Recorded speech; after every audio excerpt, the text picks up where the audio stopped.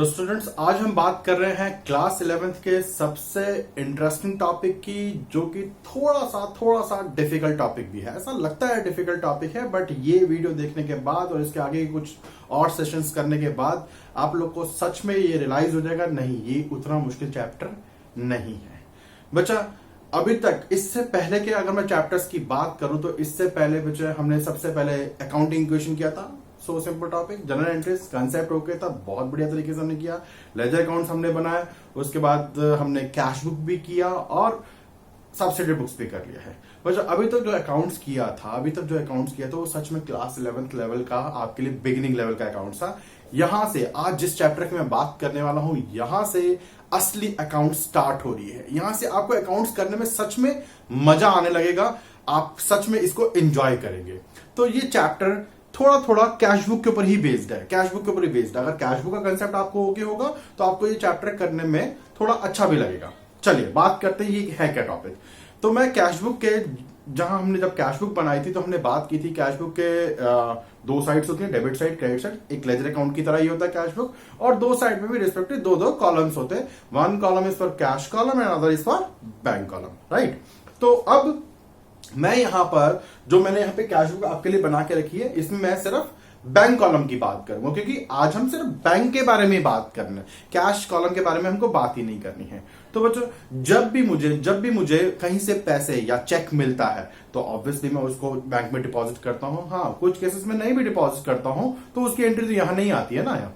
तो मैं आज उन एंट्रीज के बारे में बात करूंगा जब मुझे किसी ने चेक के थ्रू पेमेंट की और वो चेक मैंने बैंक में डिपॉजिट किया, तो हम उसको कहां रिकॉर्ड करते हैं अपनी कैश बुक में, वो आपको पता है वैसे। और जब मैं किसी को चेक देता हूं तो हम उसको कहां रिकॉर्ड करते हैं, वो बात हमने पहले की हुई है, बट कोई बात नहीं, थोड़ा सा इस चैप्टर के लिए वापस से बात करेंगे। तो मान लेते हैं 1 अप्रैल 2020 इस दिन मेरा बैंक बैलेंस था, बैलेंस बीडी। पहले से मेरे बैंक में 50,000 रुपीज थे, और 2 अप्रैल को मिस्टर एक्स ने मुझे कुछ 20,000 रुपीज का चेक दिया। और वो चेक मैंने सेम डे बैंक में डिपॉजिट कर दिया बच्चों, मैंने सेम डे वो चेक बैंक में डिपॉजिट कर दिया है। तो जैसे ही मैंने चेक बैंक में डिपॉजिट किया होगा तो मैंने क्या लिखा होगा, इसको 20,000 रुपीज मिस्टर एक्स के नाम से, ये मेरा कैश बुक का बैंक कॉलम है, राइट। फिर इसी तरह से 8 अप्रैल को मिस्टर वाई ने मुझे एक चेक दिया, वो भी मैंने उसी दिन बैंक में डिपॉजिट कर दिया, 30,000 रुपीज का चेक था। फिर 11 अप्रैल को मैंने कुछ सेल्स की थी, उसका चेक मुझे रियलाइज हुआ, सेम डे रियलाइज हो गया, सेम डे सेल की थी, रियलाइज हुआ, और वो सेम डे मैंने चेक बैंक में डिपॉजिट कर दिया। तो सेल्स अकाउंट लिखकर कुछ 20,000 रुपीज मैंने रिकॉर्ड कर दिया। तो बच्चा अब आप समझ गए होंगे ना, ये कैश बुक की डेबिट साइड यानी प्लस साइड है। जब मुझे चेक मिल रहा है और वो चेक मैं बैंक में डिपॉजिट कर रहा हूं तो मैं उसको रिकॉर्ड कर रहा हूं अपनी कैश बुक की डेबिट साइड पर। सिमिलरली अगर मैं किसी को चेक देता हूं, अगर मैं किसी को चेक दूंगा तो इसका मतलब था चेक इश्यू करना या चेक ड्रॉन फ्रॉम बैंक, तो उसको मैं अपनी कैश बुक की क्रेडिट साइड पर रिकॉर्ड करूंगा। लाइक मैंने 6 अप्रैल को मैंने मिस्टर जेड के नाम पर एक चेक इशू किया 10,000 रुपीज का, ठीक है जी, दे दिया। जैसे ही मैंने उनको चेक इशू दिया मैंने उनको, मैंने अपने कैश बुक में रिकॉर्ड कर लिया, जी हाँ मिस्टर जेड के नाम से 10,000 रुपीज मेरे अकाउंट में से निकल गए। ये कैश बुक मैं मेंटेन कर रहा हूं, मेरे पास है ये कैश बुक। इसी तरह से 13 अप्रैल को मैंने मेरा इलेक्ट्रिसिटी बिल पे किया है, 13 अप्रैल को इलेक्ट्रिसिटी बिल पे किया है, 6,000 रुपीज का चेक दिया मैंने, थ्रू चेक मैंने वो बिल पे किया, तो मैंने उसकी भी एंट्री कर दी। फिर 19 अप्रैल को मैंने मेरा मोबाइल फोन बिल पे किया है, postpaid mobile phone bill pay किया है, मोबाइल बिल, वो भी मैंने 3,000 रुपीज पे कर दिया।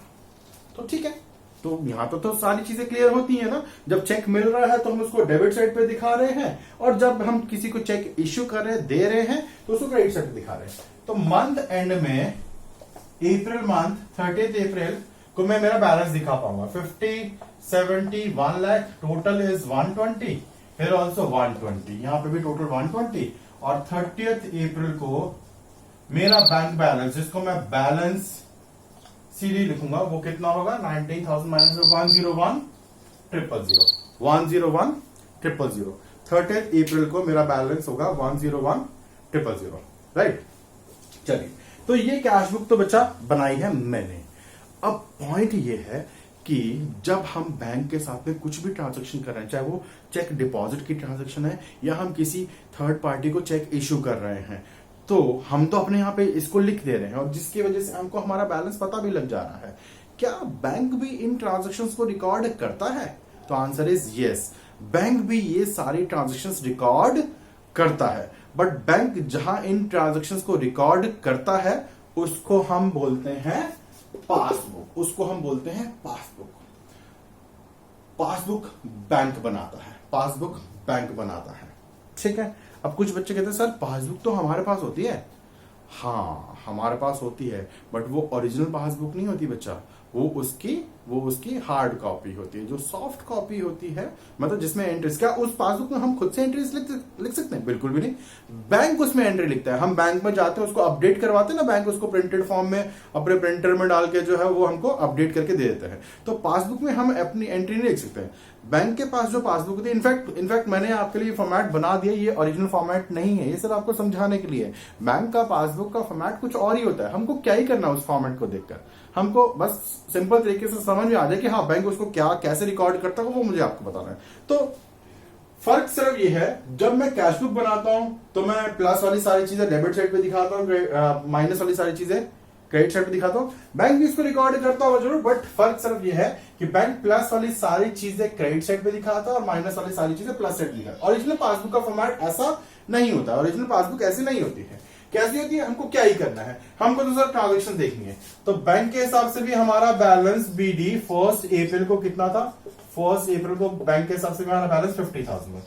उसके बाद जो जो चेक मैंने बैंक में डिपॉजिट किए हैं बच्चों, जो जो चेक मैंने बैंक में डिपॉजिट किए हैं, बैंक भी उसको रिकॉर्ड करेगा। 20,000 का चेक था जो मिस्टर एक्स से आया था, फिर 30,000 का चेक था जो मिस्टर वाई से आया था, फिर सेल्स का चेक था, किसी न किसी से तो आया होगा, बैंक उसको सेल्स से उस बंदे का नाम से रिकॉर्ड कर दे, रिकॉर्ड तो करेगा ही करेगा, ठीक है।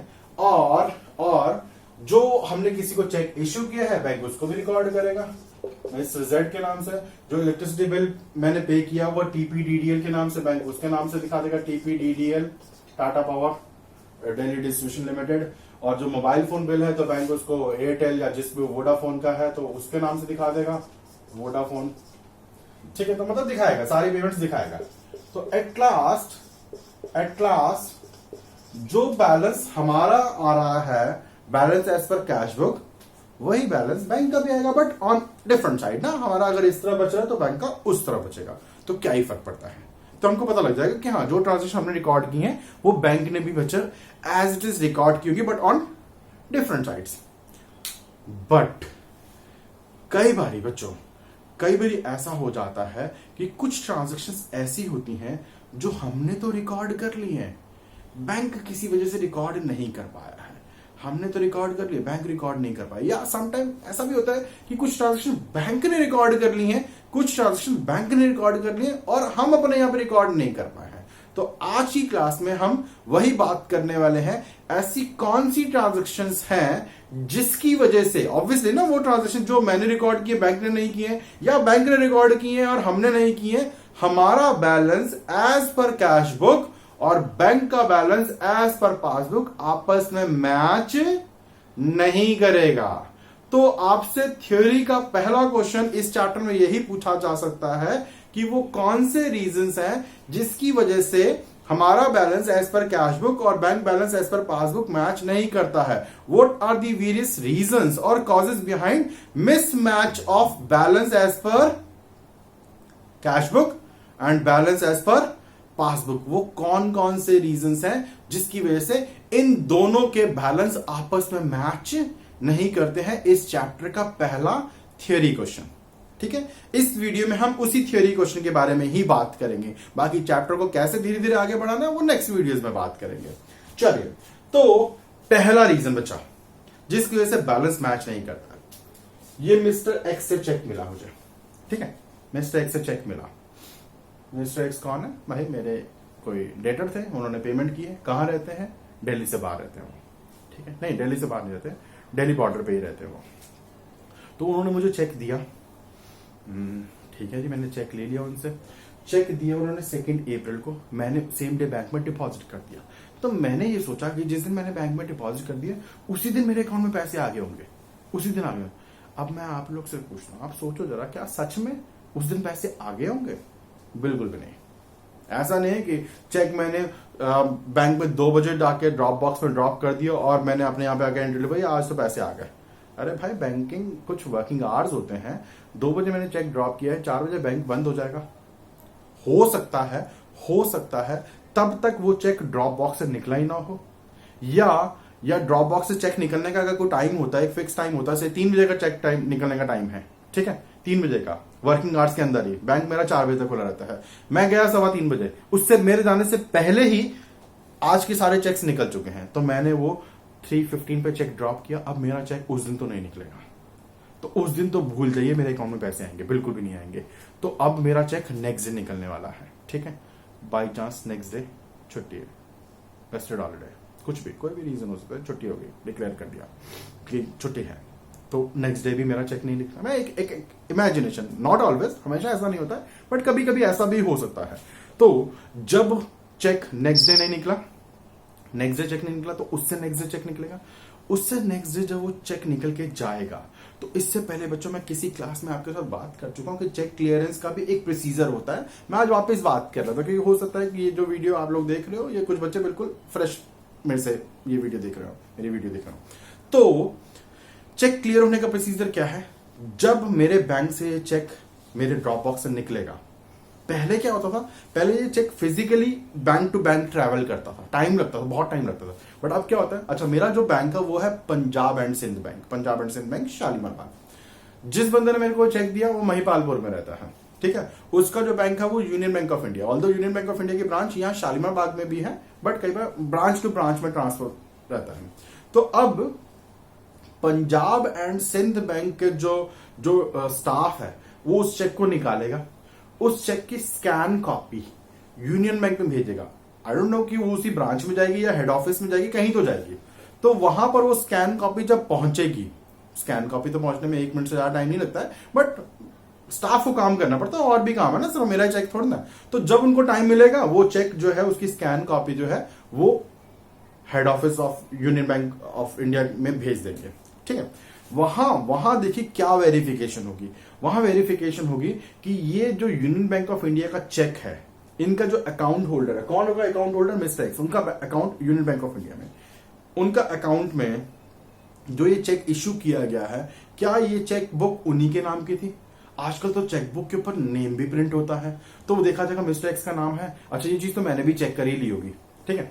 बट अगर कोई पुराना चेक हो तो कई नाम नहीं भी होते हैं, तो ये देखा जाएगा कि क्या ये चेकबुक इनको इश्यू की गई थी, वेरिफिकेशन होगी, ठीक है जी। क्या चेक के ऊपर जो डिटेल्स वगैरह लिखा हुआ है, डिटेल्स में क्या होता है कि जिस बंदे के नाम पर चेक दिया वो होगा, ठीक है। Amount in words, amount in figures, ठीक है। और मोस्ट इंपॉर्टेंटली सबसे इंपॉर्टेंट बात जो है, मिस्टर एक्स के साइन मैच कर रहे हैं। स्कैन कॉपी ऑफ चेक को मिस्टर एक्स के स्कैन साइन से मैच किया जाएगा। हो गया जी, सब मैच होगा। अब सबसे इंपॉर्टेंट बात एक और है, एक्स के अकाउंट में इतने पैसे हैं भी जितना उसने चेक काट दिया, हो सकता है कि उसके अकाउंट में बाय चांस उसको ध्यान ही ना हो, चेक अकाउंट में इतने पैसे है ही नहीं, तो ये भी वेरीफाई किया जाएगा। ये सब वेरिफिकेशन करने के बाद यूनियन बैंक ऑफ इंडिया जो उनका हेड ऑफिस है वो हमको ग्रीन सिग्नल दे देगा, जी हाँ ये चेक सही माने में सही है, इनके अकाउंट में इतने पैसे हैं, क्लियर कर दीजिए, ये चेक को क्लियर कर दीजिए। फिर यूनियन बैंक ऑफ इंडिया वाले मनी ट्रांसफर, वो क्या सिस्टम होता है मनी ट्रांसफर का, आई डोंट नो, क्योंकि मैं बैंकिंग सिस्टम के बारे में ज्यादा डिटेल में नहीं जानता, बट अमाउंट ट्रांसफर होगा यूनियन बैंक ऑफ इंडिया से पंजाब एंड सिंध बैंक में, and then Punjab and Sind bank अपने जहां पे उनके पास पैसे हैं वहां से मेरे अकाउंट में पैसे ट्रांसफर करेंगे। इन स्टेशन चेक हुआ तो 2-3 दिन 4 दिन बिकॉज ऑफ हॉलीडेज लग सकता है, आउट स्टेशन चेक हुआ तो 5 डेज भी लग सकते हैं।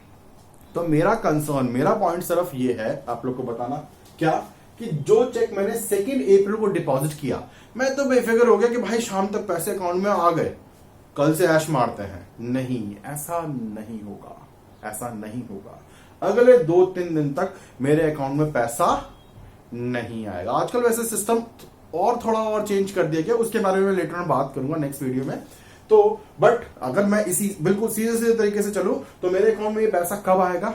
5th अप्रैल को, 4th अप्रैल को, उसके बाद ही कभी आएगा। मतलब सेकंड की इवनिंग में तो नहीं आएगा बिल्कुल भी, थर्ड में भी मुश्किल ही, अगर हॉलिडे पड़ गया या कोई भी रीजन हो गया तो नहीं आएगा। ठीक है, तो 4th या 5th या उसके बाद आएगा, अगर और भी कोई रीजन होगा जिसकी वजह से डिले हो जा रहा है। तो मैं जो बेफिक्री में बैठा था कि भाई आज शाम को पैसे आ गए, आज तो मजा करेंगे जी, नहीं जी, ऐसा नहीं होगा। तो इस केस में अगर मैं किसी को कहता हूं कि भाई 3rd को जाके जरा मेरे बैंक में विजिट कर और जरा पता करके आ भाई मेरे अकाउंट में पैसे कितने हैं, तो मैं तो बेफिक्री में बैठा हूं कि 50,000 पहले से पड़े हुए थे, 20,000 का चेक आ गया तो 70 हो गए होंगे। अब वो जो बंदा मेरे भी यहाँ पे बैंक में विजिट करा, उसने मेरा अकाउंट नंबर बताया कि भाई जरा बैलेंस बताना इस अकाउंट नंबर का, तो वो कहेंगे जी 50,000। ओहो, तो मतलब ये एक रीजन है जिसकी वजह से, मतलब वो एंट्री मैंने तो पास कर ली है, बैंक ने अभी तक पास नहीं की है। क्यों ही की होगी? जब तक बैंक के पास पैसा आएगा नहीं, बैंक उस एंट्री को क्यों ही मेरे अकाउंट में पास करेगा? तो दिस इज द रीजन, ये एक रीजन है जिसकी वजह से हमारा balance as per cash book और बैंक का बैलेंस एज पर पासबुक आपस में मैच नहीं करता है। हाँ, वो चेक आ जाएगा बट अगले 2-3-4 दिनों के बाद आएगा ना, तब बैलेंस फिर से मैच हो जाएगा। बट इन बिटवीन 2-3 डेज और 4 डेज बैलेंस आपस में मैच नहीं करेगा। अगर कोई पहुंच गया हमारे अकाउंट वेरीफाई करने के लिए, मान लो इनकम टैक्स की रेट बढ़ गई, भगवान ना करे ऐसा हो, मैं ऐसा कुछ काम करता भी नहीं हूं, बट मान लो कभी ऐसा हो गया, किसी ने कंप्लेंट करवाई, बहुत मोटा पैसा छाप रहा है, टैक्स देता नहीं है, रेट कर दो। अब वो मेरा बैलेंस देखेंगे, ये है, मैं अपना दिखा रहा हूं भाई मेरे तो इतने पैसे हैं अकाउंट में, इनकम टैक्स का बंदा गया, भाई बताना जरा का जी ये बैलेंस है, तो बैलेंस आपस में मैच ही नहीं कर रहा होगा। रीजन बीइंग कि वो चेक क्लियर नहीं हुआ। खैर इनकम टैक्स वालों को पता होता है, ये भी एक रीजन हो सकता है। तो इस रीजन का नाम क्या है जिसकी वजह से बैलेंस आपस में मैच नहीं कर रहा? पहला रीजन है बच्चा थियोरी का, क्या रीजन है? चेक डिपॉजिटेड इनटू बैंक, ध्यान से सुनिएगा, check deposited into bank but not yet credited by bank. हमने चेक बैंक में डिपॉजिट किया बट बैंक ने अभी तक क्रेडिट नहीं किया है, जानबूझकर नहीं, गैप आ जाता है बच्चा, उस गैप की वजह से बैंक जो है इसको क्रेडिट नहीं कर पाया है। तो ये एक रीजन है जिसकी वजह से हमारा बैलेंस और बैंक का बैलेंस आपस में मैच नहीं करता है। हमारा बैलेंस यानी balance as per cash book और बैंक का बैलेंस यानी बैलेंस एज पर पासबुक आपस में मैच नहीं कर रहा है। रीजन नंबर 1, चेक डिपॉजिटेड और चेक पेड इनटू बैंक, एक ही मतलब है। चेक पेड इनटू बैंक का मतलब चेक जमा किया है but not yet credited by bank. Fine, good, पहला रीजन था। दूसरा रीजन, मैंने चेक दिया, मिस्टर जेड को चेक दिया, इलेक्ट्रिसिटी बिल पे किया, मोबाइल फोन बिल पे किया है, मैं बैठा हूं बेफिक्री में, यार मैंने पेमेंट कर दी, मैंने रिकॉर्ड कर लिया, कोई बात नहीं, मेरे यहां से पैसे निकल गए।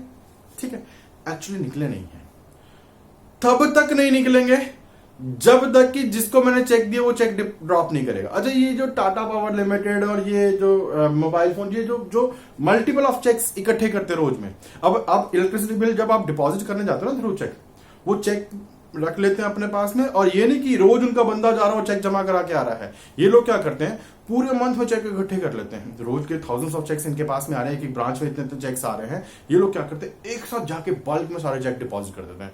10 दिन में करते होंगे, 15 दिन में करते होंगे। तो मैं एक एग्जांपल लेता हूं, मैंने मेरा इलेक्ट्रिसिटी बिल पे किया 13 अप्रैल को, मैंने जैसे ही उनको चेक दिया, मैंने अपने यहाँ कैश बुक में आके एंट्री पास कर ली, भाई होगी पेमेंट, टेंशन खत्म, होगी पेमेंट। बट ये लोग क्या करेंगे, ये 2-4-5 दिन, हफ्ते भर का गैप के बाद 22 अप्रैल को इन्होंने वो चेक अपने बैंक में डिपॉजिट किया, जहां पर ये टाटा पावर लिमिटेड का बैंक अकाउंट होगा, उन्होंने अपने बैंक में डिपॉजिट किया होगा। कब? 22 अप्रैल को। फिर वो सारी की सारी फॉर्मेलिटीज हुई होंगी, उनके बैंक से स्कैन कॉपी मेरे बैंक में आई होगी, मेरे अकाउंट वेरीफाई किया होगा, सब कुछ करने के बाद मेरे अकाउंट से 23 अप्रैल को पैसा निकल गया। यानी मैंने मेरे यहां पर एंट्री पास कर ली 13 अप्रैल को कि पैसा चला गया है, बट एक्चुअली मेरे अकाउंट में से पैसा कब निकला होगा? 23 अप्रैल को। इन बिटवीन कोई अगर हमारे अकाउंट्स को वेरीफाई करेगा, वो देखेगा भाई बैलेंस इनका तो कुछ और आ रहा था और इनका कुछ और आ रहा है। तो ये भी एक रीजन है जिसकी वजह से बैलेंस आपस में मैच नहीं कर रहा है। ये रीजन क्या है? चेक इश्यूड, दे दिया, cheque withdrawn but not yet presented for payment. Cheque दे दिया बट पेमेंट के लिए अभी आया नहीं है, प्रेजेंट ही नहीं हुआ है, उस बंदे ने अपने अकाउंट में जमा ही नहीं किया है, या जमा किया है तो उसके बैंक से हमारे बैंक में प्रेजेंट ही नहीं हुआ है। तो जब तक प्रेजेंट होगा नहीं, हमारे बैंक को थोड़ी ना सपने आ रहा है कि मैंने किसी को चेक दिया था, वो पेमेंट भी नहीं करेगा। तो बैंक पेमेंट सिर्फ तभी करेगा ना जब चेक प्रेजेंट होगा, इनके सामने आएगा, स्कैन कॉपी आएगी, तभी उसको पेमेंट करेगा, वो भी आफ्टर ऑल वेरिफिकेशंस। ठीक है जी। तो ये भी एक रीजन है जिसकी वजह से हमारा बैलेंस और बैंक का बैलेंस आपस में मैच नहीं करता है। ठीक है। तो ये दो जो रीजंस हैं वो क्या रीजंस हैं कि कुछ ट्रांजैक्शंस ऐसी हैं जो यहां यानी कैश बुक में रिकॉर्ड हो गई हैं बट पासबुक में रिकॉर्ड नहीं हुई है। रीजन आप अच्छे से समझ गए हैं कि टाइम गैप की वजह से रिकॉर्ड नहीं हुई, अभी नहीं हुई है बट कभी ना कभी तो रिकॉर्ड हो जाएगी। ठीक है। चलिए अब कुछ बात करते हैं कुछ ऐसी ट्रांजैक्शंस की जो यहां रिकॉर्ड हो गई हैं बट इधर रिकॉर्ड नहीं हुई है। अब ऐसी कौन सी ट्रांजैक्शंस हैं जो यहां रिकॉर्ड हो गई हैं उधर रिकॉर्ड नहीं हुई है? तो सबसे पहला है बैंक प्रोवाइड इंटरेस्ट। बैंक ने हमको इंटरेस्ट दिया। करंट अकाउंट पे तो नॉर्मली इंटरेस्ट नहीं मिलता है, सेविंग अकाउंट पे इंटरेस्ट मिलता है। जब हम बैंक में सेविंग अकाउंट ओपन करते हैं तो हर 6 महीने में बैंक हमको इंटरेस्ट देता है। कुछ बैंक तो क्वार्टरली भी इंटरेस्ट देते हैं, हर 3-3 महीने में इंटरेस्ट देते हैं। जैसे ही बैंक इंटरेस्ट देता है हमको फोन करके बताता है कि भाई इंटरेस्ट दे रहा हूं, या उनका कोई बंदा आता है, ये नॉक नॉक करता है गेट पे, ये लो जी पैसे ले लो, इंटरेस्ट मिल रहा है। नहीं, बैंक स्ट्रेट फॉरवर्ड उसको मेरे अकाउंट में डिपॉजिट कर देता है। बट इसका भी सिस्टम है, आजकल तो बड़ा सही सिस्टम है यार, बड़ा मतलब अच्छा भी है कि जैसे ही बैंक हमारे अकाउंट में कुछ भी चेंजेस करता ना, एसएमएस आ जाता है, वहां पर एसएमएस आ जाता है तो कि भाई इतने पैसे जो है बैंक में आपके आए हैं या गए हैं किसी भी रीजन से। तो बैंक ने जैसे ही इंटरेस्ट दिया एसएमएस आया। एसएमएस किस नंबर पे आएगा? जो मेरा रजिस्टर्ड मोबाइल नंबर होगा। अब मेरे से क्या मिस्टेक हुई कि मैंने अपना नंबर चेंज कर लिया था, या उस पर्टिकुलर डे किसी रीजन से मेरा फोन बंद था, मैं किसी ऐसे एरिया में था जहां नेटवर्क नहीं आ रहा था, तो मतलब वो एसएमएस ऑल नॉल मेरे पास ड्रॉप ही नहीं हुआ, एसएमएस नहीं आया, मुझे नहीं पता लगा। ठीक है। और वो फिर ड्रॉप ही हो गया। वो आया भी तो वो थाउजेंड्स ऑफ एसएमएस में अंदर ही निकल गया, मुझे पता भी नहीं लगा कि ऐसा कोई एसएमएस आया भी था कि बैंक ने मुझे इंटरेस्ट दिया। ये होता है, अक्सर ऐसा हो जाता है यार, बिजनेस कर रहे हैं हम लोग, कितनी हमारी दिन की ट्रांजेक्शन है, कोई हम सिर्फ मैसेजेस पढ़ने के लिए थोड़ी ना हुआ यहाँ आए। तो उस केस में बैंक ने अगर एसएमएस ड्रॉप भी किया, मेरे को भेजा, तो किसी वजह से वो एसएमएस मेरे से मिस हो गया, तो मुझे नहीं पता लगा। बैंक इंटरेस्ट दे चुका है, बैंक ने जैसे इंटरेस्ट दिया तो बैंक ने उसको क्रेडिट साइड पे दिखाया होगा। बैंक की क्रेडिट साइड मतलब प्लस साइड, बैंक ने इंटरेस्ट दिखाया, बैंक इंटरेस्ट, बैंक ने मुझे इंटरेस्ट दिया 500 रुपए, मैं नहीं रिकॉर्ड कर पाया। क्यों नहीं रिकॉर्ड कर पाया? क्योंकि मुझे पता ही नहीं है यार। जो पता लगने का सिस्टम था वो एसएमएस वो मेरे से मिस हो गया। तो इस वजह से भी हमारा balance as per passbook cashbook से मैच नहीं करेगा। बैंक प्रोवाइड इंटरेस्ट, बैंक ने इंटरेस्ट दिया। सिमिलरली बैंक ने चार्जेस लगाए हैं, बैंक चार्जेस भी लगाते थे, कई बार वो एटीएम चार्जेस लगा देता है, कई बार चेकबुक चार्जेस लगा देता है, करंट अकाउंट मेंटेन करने के चार्जेस लगा देता है। चार्जेस लगाता है तो सेम एसएमएस भेजता, नहीं आया भाई, मिला नहीं, फोन बंद था, कुछ भी रीजन है, मैं बार बार क्यों ही रिपीट करूं उन सारे रीजंस को। तो बैंक ने चार्जेस लगाए, और बैंक ने जैसे ही चार्जेस लगाए, बैंक ने उसको कहां दिखाया? मेरे अकाउंट के डेबिट साइड पर 700 रुपए चार्जेस लगा दिए। मुझे कैसे पता होगा कि बैंक ने चार्जेस लगाए हैं? तो भी बैलेंस मैच नहीं करेगा यार, बैलेंस मैच नहीं करेगा। ठीक है। तो ये भी रीजन है ना, दो रीजन और हो गए ना हमारे, bank provide interest and the other one is bank charges. इन वजह से भी हमारा balance as per passbook, as per cashbook से मैच नहीं करेगा। तो अभी तक 4 रीजन हो चुके हैं जिसकी वजह से बैलेंसेस मैच नहीं कर रहे हैं। अभी खत्म नहीं हुआ है, बहुत कुछ अभी तो चैप्टर में और मजा आने वाला है। चलिए, और कौन से रीजन हो सकते हैं जिसकी वजह से बैलेंस मैच नहीं करेगा? अच्छा, अगर हमको किसी के अकाउंट के इंफॉर्मेशन हो ना कि ये इन्होंने अकाउंट इस नाम से ओपन किया हुआ, ये इनका अकाउंट नंबर है, तो हम उनके अकाउंट में खुद से सेल्फ डिपॉजिट कर सकते हैं, खुद से पैसा डिपॉजिट कर सकते हैं। ठीक है। अब जैसे कई बच्चों को मुझे फीस देनी होती है, कहते सर कैश है हमारे पास, तो मैं कहता हूँ यार आप अकाउंट में जाके जमा कर दो, ये मेरे अकाउंट डिटेल्स हैं, आप जाके जमा कर दो। कुछ बच्चे करते भी हैं। तो ऐसा ही हुआ, मेरे किसी कस्टमर ने, किसी स्टूडेंट ने मेरे अकाउंट में फीस डिपॉजिट कर दी, डायरेक्ट फीस डिपॉजिट कर दी। इंटीमेशन 2 जगह से आना चाहिए था मुझे, इंटीमेशन दोनों जगह मिस हो गया। दोनों कॉल कर रहे हैं मुझे, मैं अवेलेबल ही नहीं हूं। मैं वीडियो बना रहा हूँ, एयरप्लेन मोड पर डाल रखा मैंने फ़ोन, तो उस केस में मिस हो गया। एसएमएस आया, बाद में आया, वही 100 ऑफ मैसेजेस में निकल गया, मुझे पता ही नहीं लगा। बच्चे ने भी मेरे को कॉल किया, मिस हो गया कॉल।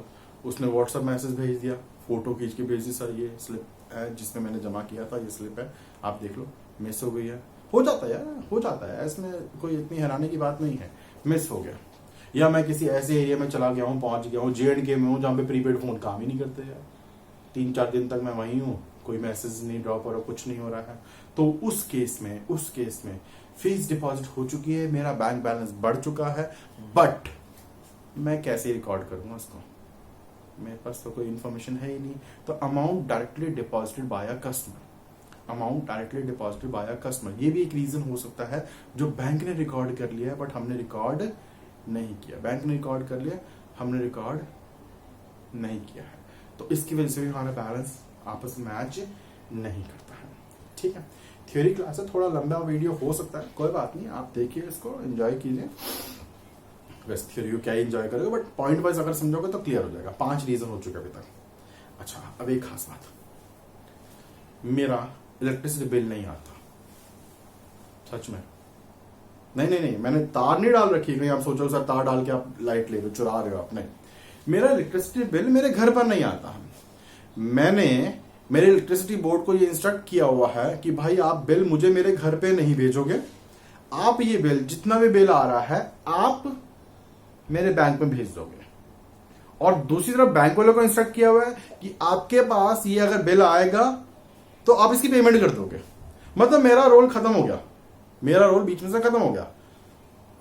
इलेक्ट्रिसिटी बोर्ड वालों को बोला कि बिल सीधा बैंक में भेजना, बैंक वालों को बोला कि जैसी बिल आएगा वैसी आप पेमेंट कर देना।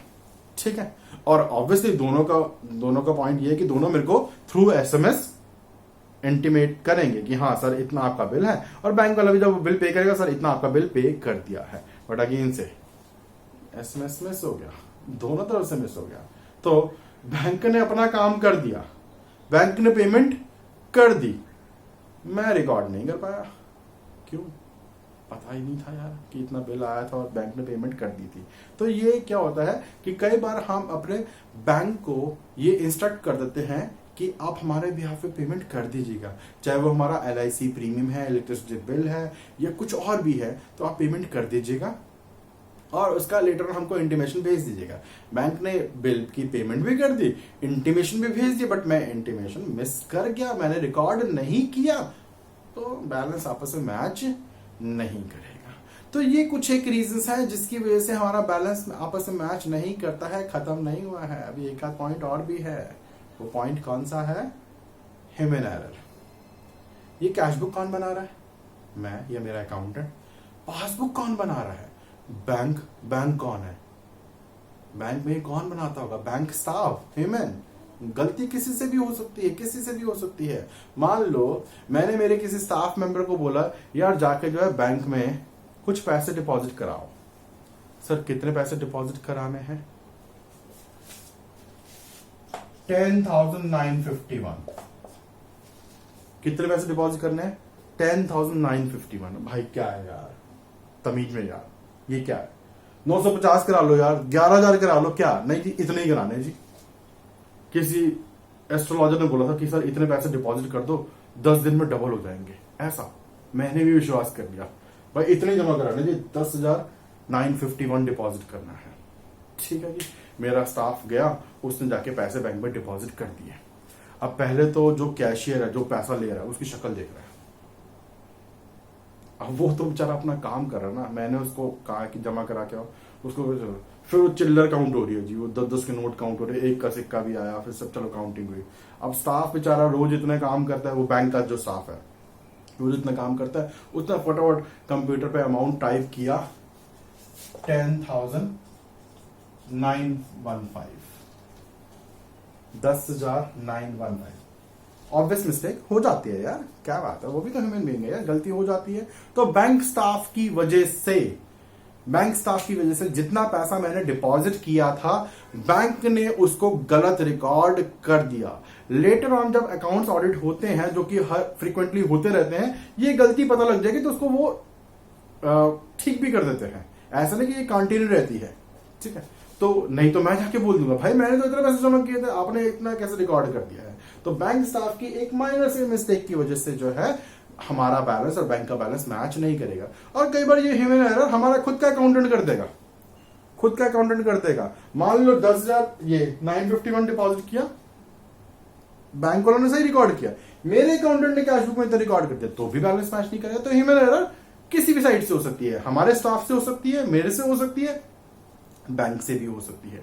तो ये भी एक रीजन है जिसकी वजह से हमारा बैलेंस और बैंक का बैलेंस आपस में मैच नहीं करता है। तो बच्चों आज की वीडियो में मैंने आपको यही बताया है कि वो कौन से रीजंस हैं जिसकी वजह से हमारा बैलेंस और बैंक का बैलेंस आपस में मैच नहीं करता। एक बार वापस से बताऊं तो पहला रीजन था चेक बैंक में डिपॉजिट किया बट अभी तक क्लियर होके नहीं आया। क्यों नहीं क्लियर हो क्या भाई, छुट्टी आ गई थी, कुछ भी आ गया, तो रीजन मैं आपको पहले बता दिया, नहीं तो दोबारा से रिमाइंड करके देख लीजिएगा।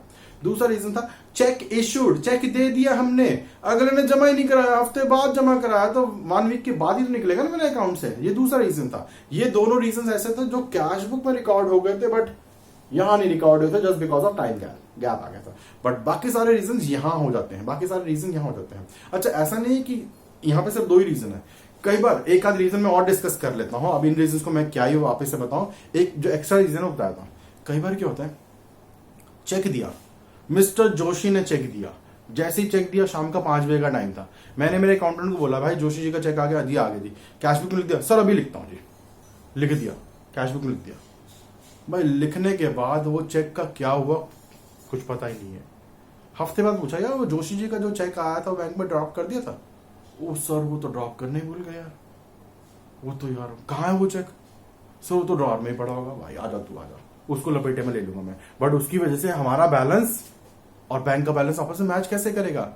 चेक रिकॉर्ड कर लिया कैश बुक में, यहां रिकॉर्ड कर लिया हमने कैश बुक में, बट डिपॉजिट करना ही भूल गए हैं, तो भाई कैसे ही बैलेंस मैच करेगा। यहां रिकॉर्ड कर लिया है और उसको जमा नहीं कराओगे तो क्या बैंक को सपने आ रहे हैं जोशी जी ने चेक दिया है, आएगा ही नहीं। तो ये भी एक रीजन है ओमिटेड, जिसको बोलते हैं कि हम भूल गए हैं, ठीक है, उस वजह से भी बैलेंस आपस में मैच नहीं करते हैं। तो ये 7-8 रीजन है, आप बार बार वीडियो को देख लीजिए तो आपको बहुत अच्छे से ये सारे रीजंस याद हो जाएंगे। थियोरी में बहुत ही इंपॉर्टेंट क्वेश्चन है, what are the various reasons behind mismatch of balance as per cash book, balance as per passbook. अच्छा लगे वीडियो तो रिव्यू जरूर दे दीजिएगा यार। Thank you.